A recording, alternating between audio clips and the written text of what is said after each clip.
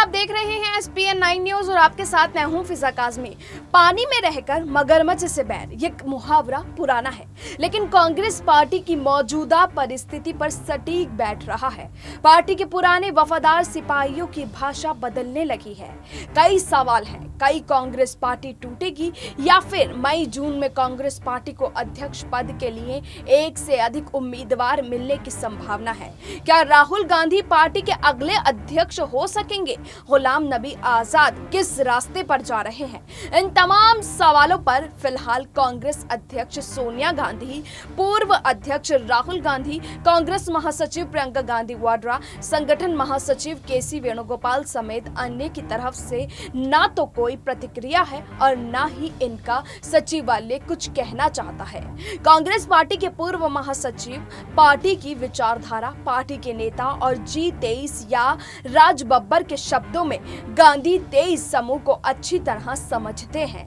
राजनीति की भाषा में कहा जाए तो उन्हें वर्तमान में कांग्रेस के लगभग सभी नेताओं की क्षमता राजनीति हैसियत का सही आकलन है। वो प्रतिक्रिया में केवल इतना कहते हैं कि जम्मू कश्मीर में जो हो रहा है वो अपनी अपनी चिंता का प्रयास है। इसके पीछे ना तो कोई चिंतन है और ना ही कोई दृष्टिकोण। पूर्व महासचिव केवल एक लाइन में बहुत गहरी बात बोल गए हैं।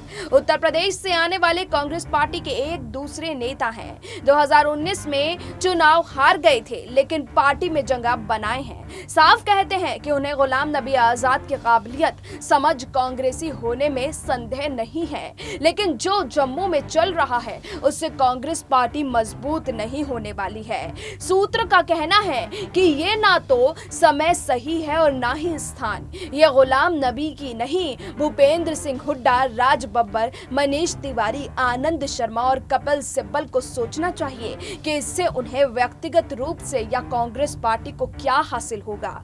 मुझे तो लग रहा है कि जब 5 राज्यों में चुनाव की अधिसूचना जारी हो गई तो हर कांग्रेस के नेता को या तो शांत रहना चाहिए या फिर पार्टी को मजबूत बनाने का प्रयास करना चाहिए। कांग्रेस महासचिव भक्त चरण दास कहते हैं कि जब सही समय आएगा तब वो अपनी बात रखेंगे, अभी वो सही समय नहीं आया है। कुछ कांग्रेसियों को पार्टी के शीर्ष नेतृत्व की शिकायत और प्रधानमंत्री की तारीफ की बात समझ में नहीं आ रही है।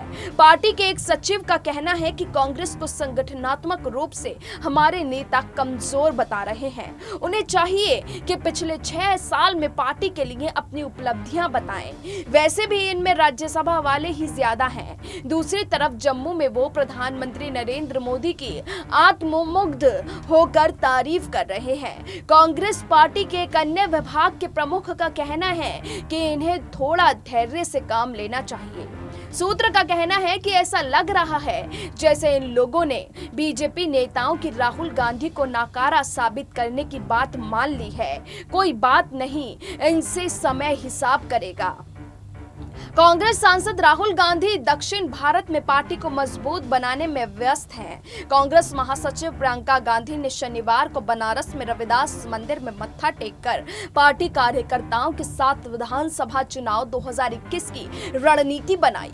कांग्रेस पार्टी के वॉर रूम और राहुल गांधी के कार्यालय में राहुल के 5 राज्यों के दौरे, प्रचार की रणनीति तैयार की जा रही है। उम्मीदवारों के चयन और स्क्रीनिंग कमेटी की बैठकों के शेड्यूल तय हो रहे हैं। कांग्रेस महासचिव और असम के प्रभारी जितेंद्र सिंह नई योजना में व्यस्त हैं। दूसरी तरफ कांग्रेस के नेताओं का समूह जम्मू कश्मीर में है। इन नेताओं ने कल भगवा साफा बांधा था।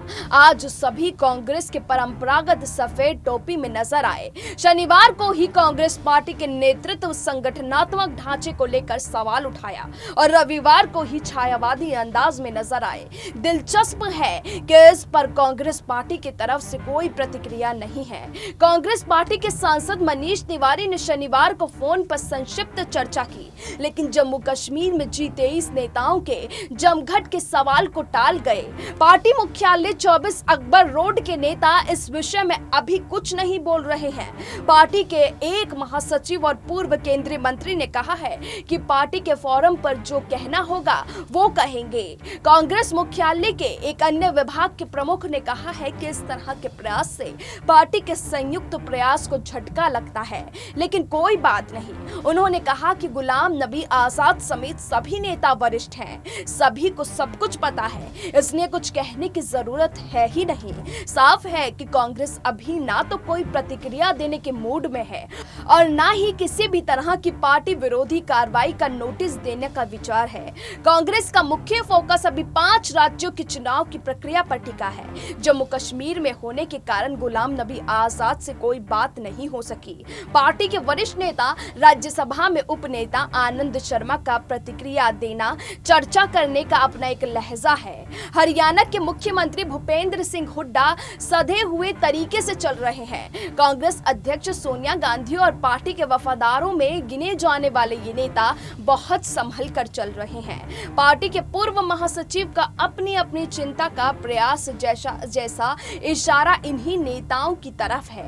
इन तीनों नेताओं का राजनीति के अंतिम पड़ाव पर काफी कुछ दांव पर लगा है। आनंद शर्मा का राज्यसभा कार्यकाल खत्म होने के बाद क्या होगा, हरियाणा में चुनाव और चुनाव के बाद हुड्डा का प्रभाव कितना रहेगा, समझा जा रहा है कि ये सब एक दांव की राजनीति के तहत हो रहा है। कपिल सिब्बल की भी स्थिति इससे जुदा नहीं है। इसमें से कोई नेताओं की राजनीति शैली पर राहुल गांधी समय समय पर हस्तक्षेप करते रहे हैं। राज बब्बर को भी राहुल गांधी की टीम का सदस्य माना जाता था और राहुल के दबाव में वो उत्तर प्रदेश कांग्रेस अध्यक्ष बनाए गए थे।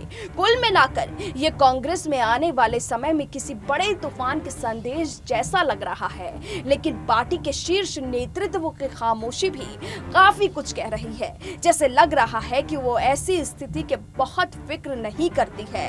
फिलहाल अभी के लिए इतना ही, लेकिन देश और दुनिया की तमाम बाकी खबरों के लिए आप जुड़े रहिए SPN9 न्यूज के साथ।